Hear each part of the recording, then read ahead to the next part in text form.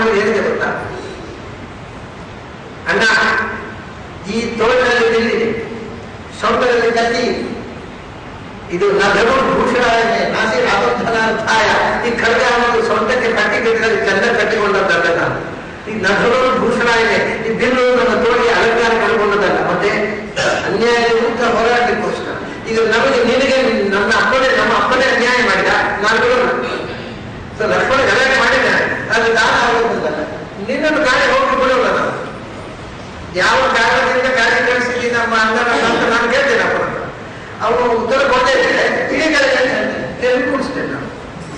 ಹೇಳಿದ್ರೆ ನಾವು ದಾನ ಅಂತ ಹೇಳಿಲ್ಲ. ನಿನ್ನಂತ ಸಿಂಹಾಸನ ಕೂಡಿಸೋ ಜವಾಬ್ದಾರಿ ನಾನು ಅಪ್ಪನ ಹತ್ರ ನಾನು ವಾದ ಮಾಡ್ತೇನೆ, ಹೋಗಬಾರ್ದು. ಅದಕ್ಕೆ ರಾಮಚಂದ್ರ ಏನು ಹೇಳಿದ ಅಂದ್ರೆ, ಲಕ್ಷ್ಮಣ ನಿನ್ನ ಕೈಲಿ ಮಾತ್ರ ಬಿಲ್ಲಿರೋದಲ್ಲ, ನನ್ನ ಕೈಲಿ ನಿನ್ನ ಕೈಲಿ ಮಾತ್ರ ಕತ್ತಿ ಇರೋದಲ್ಲ. ದೊಡ್ಡ ಸಂಗತಿ ಇಟ್ಟು ಮಾತಾಡ್ತೀನಿ. ನನಗೆ ಬಿಲ್ಲು ಬಾಣಗಳಿಂದ ಸಾಧಿಸಲಿಕ್ಕೆ ಆಗದೇ ನಿನ್ನೆ ಬಿಲ್ಲು ಬಾಣಗಳಿಗೆ ನಾನು ಅವಲಂಬಿಸುವುದು. ನನ್ನ ಹತ್ರ ಇದೆ, ಅದನ್ನು ಉಪಯೋಗಿಸಿ ನಾನು ನನ್ನ ಇಷ್ಟ ಸಿದ್ಧಿ ಮಾಡಿಕೊಳ್ಬೋದು. ನನಗೆ ಬೇಕಾಗಿದೆ, ಆದರೆ ನನಗೆ ರಾಜ್ಯ ಬೇಕಾಗಿಲ್ಲ. ಅದರಿಂದ ನಾನು ಹೋಗ್ತಾ ಇದ್ದೇನೆ, ನಿನ್ನ ಸುಮ್ಮನೆ ಹಾಳಾಗಬೇಡ ಅಂತ ಹೇಳ್ಬಿಡ್ತಾರೆ ಲಕ್ಷ್ಮಣ ಹತ್ರ.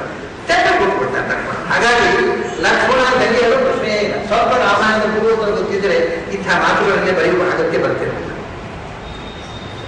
ಸರಿ, ಯಾಕೆಂದ್ರೆ ನಹಿ ರಾಮಾಯಣ ಲಕ್ಷ್ಮಣ ತದಾಪಿ ಚಿಕೀರ್ಷೆ ಏವಂ ಚಿಂತನವೇ ಪಾಪ ಹೇತು ಅಂತ. ಲಕ್ಷ್ಮಣ ದಂಗೆ ಇದ್ದಾನೋ ಅಂತ ಯೋಚನೆ ಮಾಡುವುದೇ ಲಕ್ಷ್ಮಣನಿಗೆ ಮಾಡುವ ಉಪಚಾರ. ಇದು ಪಾಪ ಸಾಧ್ಯವಾಗಿರ್ತಕ್ಕ ಚಿಂತನ. ಅದಕ್ಕೆ ಅಯ್ಯೋ ಹಾಗಾಗಿ ನೀವು ಸುಮ್ಮನೆ ನಮ್ಮನ್ನು ಖಂಡನೆ ಮಾಡಲಿಕ್ಕೋಸ್ಕರ ಏನೇನೋ ಮಾತಾಡ್ತೀರಿ. ನಾನು ನಮಯಂ ತಥಾ ಚಿಂತೆಯಾಮಃ ಕಿಂತು ಕೈಕೇಯಿ ತಥಾ ಚಿಂತೆಯೇತಿ ಪ್ರಕಯಾಮ. ನಾವು ಹಾಗೆ ಯೋಚನೆ ಮಾಡಲಿಲ್ಲ. ಲಕ್ಷ್ಮಣ ಒಳ್ಳೆ ಹೋಗಿ ನಮ್ಗೆ ಗೊತ್ತಿದೆ. ಕೈಕೇಯಿಯ ದುರ್ಬುದ್ಧಿ ನೋಡಿ, ಅವನು ಲಕ್ಷ್ಮಣ ಹೀಗೆ ಮಾಡಿ ಯಾರೋ ಯೋಚನೆ ಮಾಡಿ ಕೈಕೇಯಿಯ ಚಿಂತನೆ ಅಂತ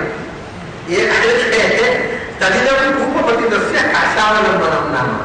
ಇದು ಬಾಲ್ಯವಿದ್ದಾಗ ಹುಡುಗರಿಗೆ ಒಂದು ಜ್ಯೋತಾರ ಹಾಗೆ ಹುಡುಗರು ಸಿಕ್ಕುತ್ತಿದೆ ಅಷ್ಟೊತ್ತಿಗೆ ಒಂದು ಕೆಲವು ಕ್ಷಣ ಹುಡುಗರ ಕಿತ್ಕೊಳ್ಳೋರಿಗೆ ಮಾತ್ರ ಬಾಗುಳಿದಿರ್ಬೋದು.